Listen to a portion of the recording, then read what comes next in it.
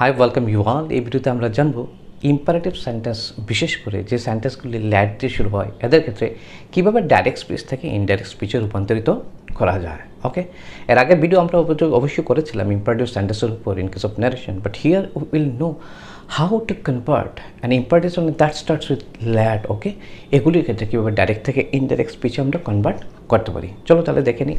But before that we need to know that yes, যখন lad থাকে তখন কি এক্সপ্রেস করে একটা imperative sentence?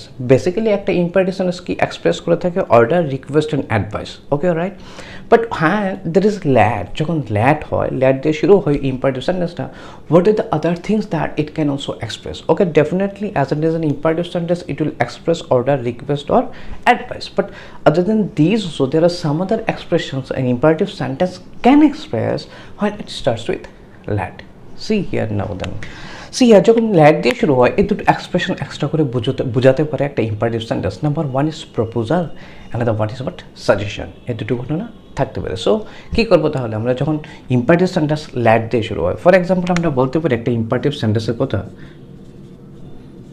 let us do this, চলো আমরা এটা করি। It is an imperative sentence that starts with let. Okay, so যখন ল্যাড দিয়ে শুরু আমরা বলছি যে প্রপোজাল অথবা সাজেশন বোঝায়, তাহলে কী করবো, কীভাবে ওই সেন্টেন্সটাকে আমরা ডাইরেক্ট স্পিচ থেকে ইনডাইরেক্ট স্পিচে কনভার্ট করবো? ফার্স্ট অফ অল সি কী করতে হচ্ছে তাহলে? প্রথম কথা হলো যদি সেইড থাকে সেইডের জায়গায় প্রপোজড অথবা সাজেস্টেড হবে, ডিপেন্ড করবে কি এটা এক্সপ্রেস করছে। যদি প্রপোজাল বোঝায় then you have to write down proposed, if there is suggestion then you will write suggested. Okay, it is past tense that, so I said like that suggested in proposed.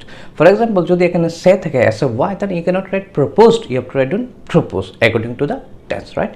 If there is given says, then definitely you have to write down what proposes. Okay, like that, suggests, like that.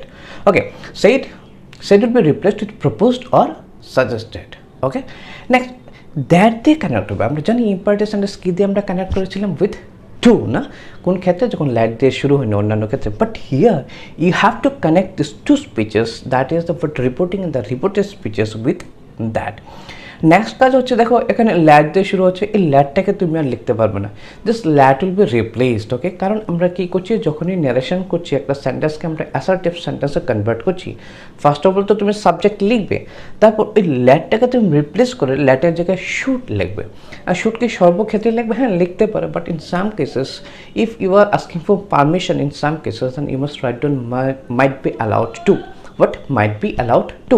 আচ্ছা আমরা পরে দেখছি। ওকে, যখন আমরা উদাহরণগুলি নিয়ে আলোচনা করছি then will see this matter. Okay, এখন এই বেসিক জিনিসগুলো মনে রেখে দাও। সেড কি দিয়ে রিপ্লেস হচ্ছে? প্রপোজড অথবা সাজেস্টেড দিয়ে।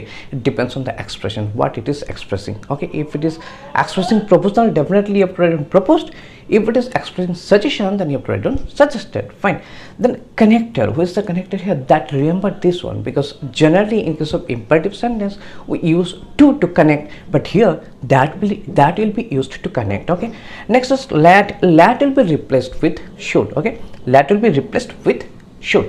Okay, তাহলে চলো কয়েকটা উদাহরণ আমরা দেখে নিই so that it will be very easy and clear to understand.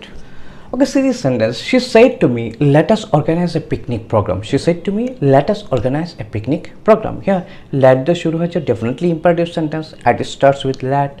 এখন বুঝতে হবে এটা কি প্রপোজাল না সাজেশন। সে আমাকে বলে চলো একটা পিকনিক প্রোগ্রামের আয়োজন করি, সো তার উপর ডিপেন্ড করছে না পিকনিক প্রোগ্রামের আয়োজন করাটা, তাই সে আমাকে কী করছে? প্রস্তাব দিচ্ছে, প্রপোজাল দিচ্ছে। So here in place of said to you have to write down propose, but remember not in place of said to কিন্তু অক্ষত থাকবে, টু যেভাবে আছে থাকবে, শুধু সেডটাকে রিপ্লেস করবো with proposed. So write down she proposed to me, what she proposed to me, then connector with what you will connect that. আমরা বলেছিলাম ন্যারেশন করা মানে তুমি কি করছো এটাকে অ্যাসার্টিভ করছো, that means you have to write down the subject first. Who is the subject here? See us, আমরা মানে কে? She and me, no? So here you can write, যেহেতু আমি রয়েছে তাহলে অবশ্যই আমরা বলবো that is we is the subject here, right? So she propose to me that we, তারপরে আমরা বলেছিলাম এই যে ল্যাডটাকে কী করতে হবে? রিপ্লেস করতে হবে with should. So write down should. Okay, বাকি যা রয়েছে তা তুমি লিখে দাও। ওকে, সো আলটিমেটলি কী দাঁড়ালো? She propose to me that we should organise a picnic programme, right? চলো আরেকটা দেখে নিই। দেখো দ্বিতীয় সেন্টেন্সটা কী রয়েছে? The HM said let no girls stay at school after 4:30 PM. So definitely it is an imperative sentence. Why? Because it starts with let. Okay, now we need to know the expression of that, whether it is a suggestion or proposal. এটা জানতে হবে।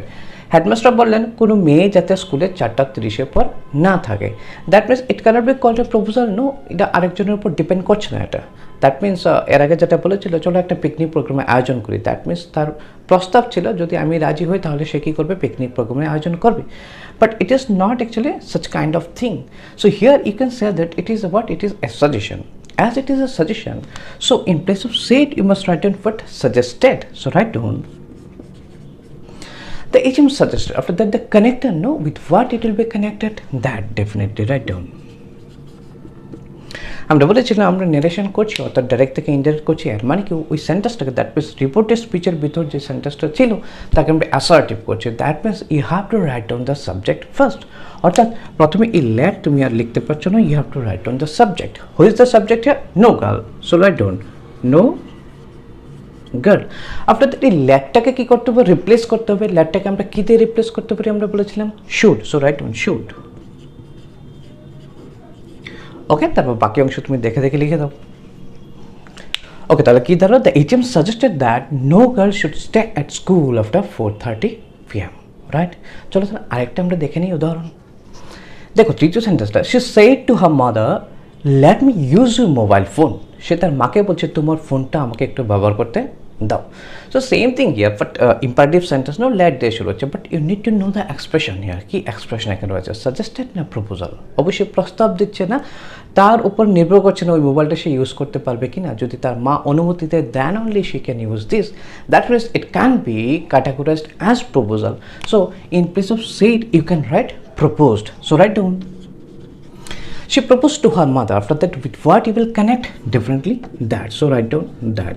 First তোমাকে কি লিখতে হচ্ছে, subject লিখতে হচ্ছে। হু is the subject here? Me. Me means হো, এখানে সে বলছে তার মাকে, না আমাকে মানে কাকে, তাকে। So you must write down she. Then in place of let you must write down should. হ্যাঁ, শুডও তুমি লিখতে পারো, বাট হিয়ার ইউ সি এখানে কি চাওয়া হচ্ছে, অনুমতি চাওয়া হচ্ছে।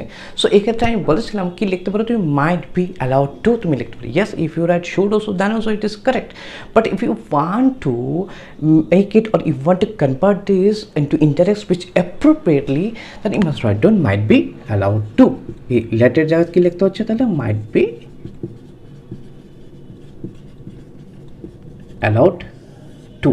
শুডও লিখতে পারো, but here it will be appropriate to write might be allowed to. Okay, বাকি দেখে দেখে তুমি লিখে দাও। ইউজ ইউর মানে কার, তার মার, না মা তো মেয়ে, সো হার। তাহলে টোটাল কি দাঁড়াচ্ছে, she propose to her mother that she might be allowed to use her mobile phone, right? I think it is clear to you. So এর আগের ভিডিওটা এবং এই ভিডিওটা তুমি যদি দেখে থাকো তাহলে ইম্পারেটিভ সেন্টেন্স টোটালি তোমাদের কাছে পরিষ্কার হয়ে যাবে in the context of word narration. That means how to convert direct speech into an indirect speech in case of imperative sentence. Thank you very much for watching, and also wait for the next videos also. Till then, keep practicing.